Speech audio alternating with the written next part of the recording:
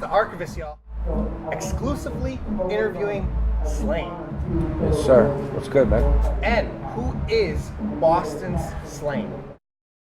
Who is Boston Slaine? I'm an MC, I'm an actor, I'm a writer, but most of all, I'm a storyteller. That's what I do. That's what keeps me doing music. That's what keeps me doing movies and all that shit.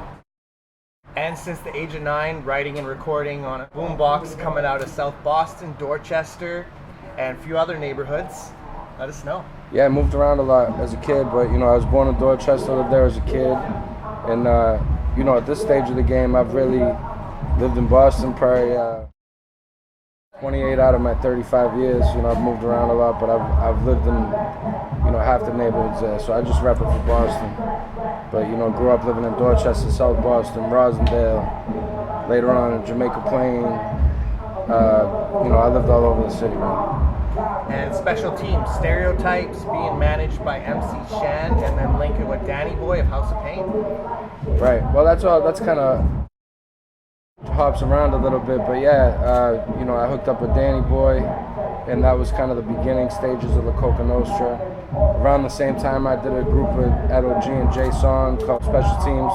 Our first single was produced by DJ Premier called Main Event. MC Shan was even before that. When I was living in New York in the 90s, Shan managed me.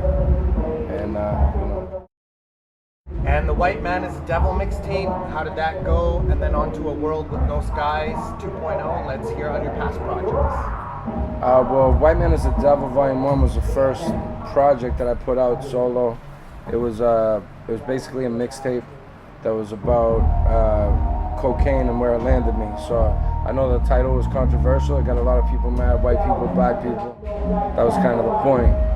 I had no promo budget, nothing like that, and I just kind of lived off word on the street, and the rest is history with that. World with No Skies basically was my first proper solo album, and that came out after Special Teams. Stereotypes came out on Duck Down in 2007. La Coka, Brand You Can Trust came out in 2009 on Suburban Noise Records, and then my album came out about a year and a half later on Sub Noise also. And I heard about you from your collab with Snack the Ripper, and then through La Coka Nostra, the best times that you've had with the group. Best times I've had with La Coka? Oh man, I just had so many great experiences. The first hip-hop show I ever went to was House of Pain in Cypress Hill. So to be working with those guys, more than a decade after that, because I went to that show when I was 15 years old. So to be in the studio working with them after that was just one of the best experiences of my life. And you're an actor. You have an acting career. Gone Baby Gone, The Town, Killing Them Softly, The Cult, Body Trade. Your best acting moments so far? The best shit to me, all the acting moments I've had are pretty cool, man. The first day shooting on Gone Baby Gone, it was just kind of surreal. I'd never acted in like a high school play or anything like that, so to step onto a set with Ben Affleck and Casey Affleck and Ed Harris and Morgan Freeman in that movie, and Amy Ryan, who was nominated for an Oscar for that. It's crazy, especially in my home city. But then shooting The Town, I used to work at Fenway Park when I was growing up, so to walk into that stadium with a machine gun and get to shoot the fucking thing around, that was pretty fucking cool too. Sitting down and doing a scene with Brad Pitt was dope too. I've had a lot of good experiences. I've been fortunate enough to go to a pretty good acting school, just learning from those guys that I've worked with. And State of Grace tape with Static Selecta, extended play, more than 6-digit upload views, the vid's Evolution of a Kid, Mind Your Business, so much more. Yeah, man, I think at this stage of the game, I've just been grinding indie for a long time. I know, I start to realize like I'm kind of relatively unknown compared to, like I'll be walking through airports and people recognize me from the movie stuff more than music, but music has always been my heart. That's what took me out of where I was at and let me see the world, and at this stage of the game I've put together a pretty good catalog when I look back at all the stuff that I've put out, and I'm still going to the studio steady and making music about my life, and I'm always going to do that. And Then the Boston project to the Five Guys selling out more than 13,000 albums for you. How's the record gone? Pretty dope.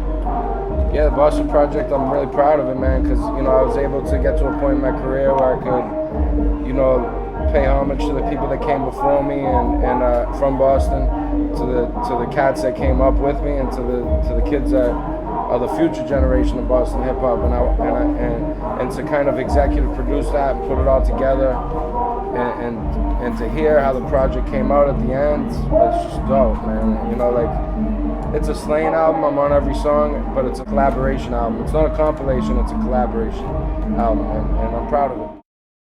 An experience at the Vatican, twice in Switzerland, let's hear about it, and being on Matt Child's Dope Sick. Yeah, you know, Matt Child's a homie. I was on Dope Sick, on his new record too, on a track called Chainsaw.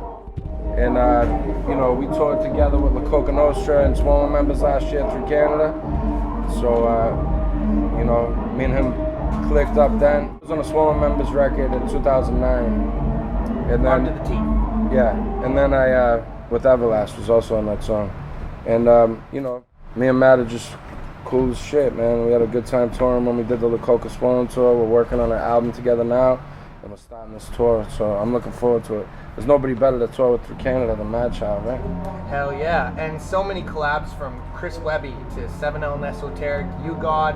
Let us hear some of your favorite tracks you've done, and Grenade Launcher. Ah, man, I mean, you know, every track kind of takes on a life of its own. I like to, you know, really like absorb the environment of the studio. Like, I like to collaborate with people on the spot, and you know, it's hard to say what my favorite collab is. I always like working with DJ Premier, but who doesn't? And you know, I like working with everyone I work with, man. And your best tour and largest crowd you've ever rocked? Largest crowd was probably in Switzerland, 60,000 people. And your best hip hop memory you've been part of or contributed to? I mean, it was cool doing House of Pain, La COKA Nostra on St. Paddy's Day in Times Square. It's pretty dope. I mean, there's been a lot of great moments, but you know, to get to go from being, you know, a young kid watching Yo MTV Raps, watching Edo G on Yo MTV Raps, or watching House of Pain or Cypress Hill, or you know, even later on Snoop Dogg and stuff, and to have collaboration joints with all those artists, you know, it's an amazing thing. Especially, you know, you just kind of put one foot in front of the other, you grind, you hustle hard, and then you look back, and all of a sudden you're 35 years old and you have like this career behind you. You know, I'm concentrating on not just what's behind me, but what's next, because I'm always into progressing, and I realize the opportunities and the gifts I've been given, and I just want to, you know, continue on building, you know, on top of what I already built. And then back in May, the last album you have coming out, let us know about that. Well, I had the Boston project come out in April. I have an album called The King of Everything Else that's pretty much almost done. And, you know, I haven't decided when exactly I'm going to release it yet. It has to, you know, it's difficult sometimes taking on film projects and music, because you want to be able to tour an album and support it fully. So, but, you know, if an interesting film project comes along, then you got to kind of balance the two of them. But I have an album that's pretty much almost ready to go, and I just got to figure out when it's going to be a good time to put it out so that I can give it its proper attention. What can we expect from it? Really, I mean, the record is kind of about, it's a lot more fun than any other record I've put out. It still has a dark undertone to it, like all my music does, I guess. But, you know, it's kind of the manic side of being manic depressive, and it's kind of about spinning out of control and just like not really being an organized person or being able to function in like the regular people's society. Like, I have to function in this like kind of late night chaotic state of being that, like, that's the only way that I know how to be, and it's difficult to take that and live like that, and to, you know, still be a normal person to everybody that I have responsibilities to. So it's kind of a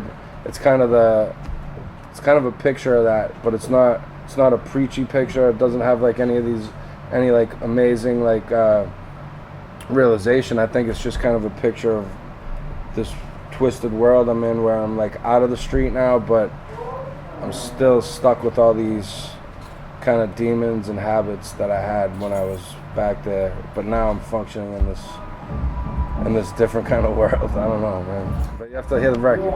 And what else can we expect from Slaine in the future? I just shot a movie with Javi Keitel and Ben Bonds, Leighton Meester, Kenny Wormald, a lot of really good actors from Boston in it too, and it's called God Only Knows. So hopefully you'll be seeing that at the beginning of the year next year at some of the festivals and stuff like that. It's an indie flick. I did a horror movie called Girl House where I play a psychotic killer, and you know, right now I'm just looking at what's next, kind of deciding what I want to do next. And you got anything to say to your fans worldwide? I just want to thank all my fans worldwide who've been with me from the beginning and kind of supported my career, followed me. You know, I'm not the kind of artist that's, you know, fly by night or, you know, one-hit wonder type of dude. I really rely on my fans, like, to grow with me and to be patient with me while I take chances and fuck around, you know. And you got any shouts? I just shout out to all the kids in Canada that are gonna come out and see this tour. Shout out to all the fans that been supporting, and you know, shout out to my little boy Terrence. And shouts to DJ Dow Jones and Ace and Slaine LA COKA NOSTRA family. This is the Archivist, and you already know the name, y'all. That's what's up.